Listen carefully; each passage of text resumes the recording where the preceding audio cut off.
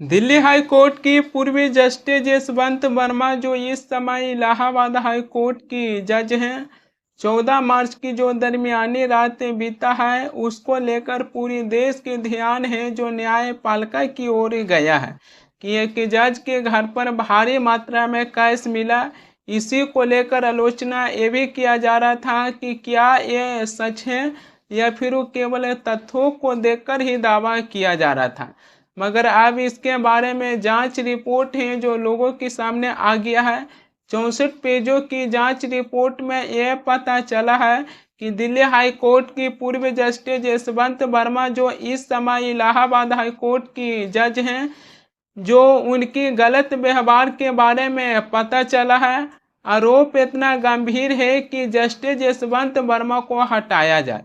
दरअसल Delhi high court की पूर्व जस्टिस जसवंत वर्मा के घर पर आग लग गया था और उनके घरों से भारी मात्रा में कैश मिला था, जिसके बाद सुप्रीम कोर्ट के पूर्व मुख्य न्यायाधीश संजीव खन्ना हैं जो जांच समिति बैठाए थे। इसमें पंजाब और हरियाणा हाई कोर्ट की चीफ जस्टिस शील नागो की अध्यक्षता वाले 3 जजों ने 10 दिनों तक जांच किए, तकरीबन 55 गवाहों से पूछताछ किए हैं और जस्टिस जसवंत वर्मा की आवास का भी दौरा किए हैं।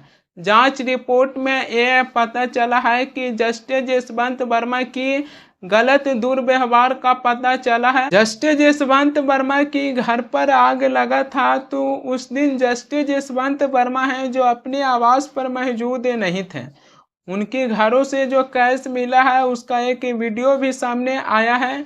जस्टिस जसवंत वर्मा की बेटी वीडियो को लेकर भी गलत बयान दिए हैं। कर्मचारियों की आवाज़ है जो पहचानने से इनकार कर दिए हैं, जबकि कर्मचारी हैं जो ये भी दावा किए हैं कि ये आवाज़ हमारे हैं। दरअसल जस्टिस जसवंत वर्मा की स्टोर रूम में ही भारी मात्रा में कैश मिला था। 64 पेजों की जो जांच रिपोर्ट सामने आया है उसके आधार पर यह कहा जा सकता है कि जस्टिस जसवंत वर्मा की जो स्टोर रूम है, जो उनकी परिवार की सदस्य हैं जो कंट्रोल करते थे और उनकी परिवार के लोग हैं जो स्टोर रूम को देख रेख करते थे। इसी के चलते ये सवाल नहीं उठाया जा सकता है कि कोई दूसरे व्यक्ति हैं जो जस्टिस जसवंत वर्मा को फंसाने के लिए उनके घरों में भारी मात्रा में कैश रख सकता है, क्योंकि सवाल ये भी किया जा रहा है कि जस्टिस जसवंत वर्मा की जो स्टोर रूम है वहाँ पर वो 1+4 यानी कि 4 सुरक्षा गार्ड हैं जो हमेशा मौजूद रहते हैं। इसी के चलते ये सवाल नहीं उठाया जा सकता है कि कोई दूसरे व्यक्ति हैं जो जस्टिस जसवंत वर्मा की स्टोर रूम में भारी मात्रा में कैश रख सकते हैं। ये लिया बेटा।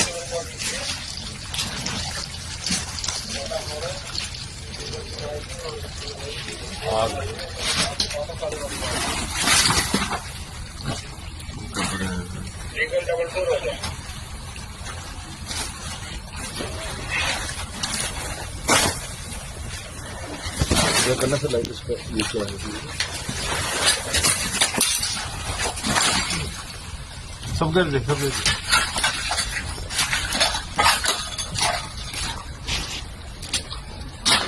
ये भी लिया। महात्मा गांधी में आग लग रही है भाई, वहां लिया।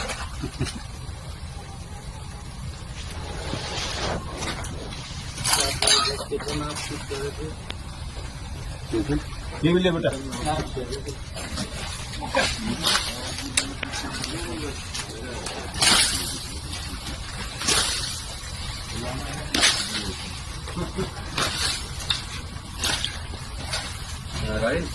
इस वीडियो को देखे होंगे, ये वीडियो जस्टिस जसवंत वर्मा की घर की है जहां पर उसे भारी मात्रा में कैश मिला था और वहां की ये वीडियो है।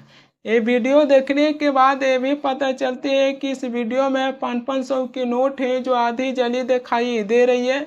दिल्ली हाई कोर्ट की पूर्व जस्टिस जसवंत वर्मा के घर पर आग लग गया, उनकी घरों से भारी मात्रा में कैश मिला, मगर यहाँ पर वो जस्टिस जसवंत वर्मा क्या गलती किए हैं जो उनकी गलतियों पर ध्यान देने की आवश्यकता है। दरअसल 3 सदस्य जांच समिति जो अपनी रिपोर्ट तैयार किए हैं उस रिपोर्ट में ये दावा किया गया है कि जस्टिस यशवंत वर्मा की कई ऐसे कर्मचारियों से पूछताछ किया गया, जिसमें जस्टिस यशवंत वर्मा के कर्मचारी हैं जो ये बताएं कि 14 और 15 मार्च को जस्टिस यशवंत वर्मा है जो अपने कर्मचारियों से व्हाट्सएप पर बातचीत किए थे। रिपोर्ट में ये भी दावा किया गया है कि व्हाट्सएप की चैट का विवरण है जो प्राप्त नहीं किया जा सका है, क्योंकि ये एक अनकरिप्टेड प्लेटफॉर्म है। जस्टिस यशवंत वर्मा की घर पर आग लगने के बाद जस्टिस यशवंत वर्मा है जो अपने आवास पर गए, मगर जस्टिस यशवंत वर्मा है जो यहाँ पर वो अपने स्टोर रूम में नहीं गए। जस्टिस यशवंत वर्मा है जो ये कहें कि हमने स्टोर रूम में इसलिए नहीं गए क्योंकि हमारे परिवार की सुरक्षा की ये चिंता था, इसी के चलते हम स्टोर रूम में नहीं जा पाए।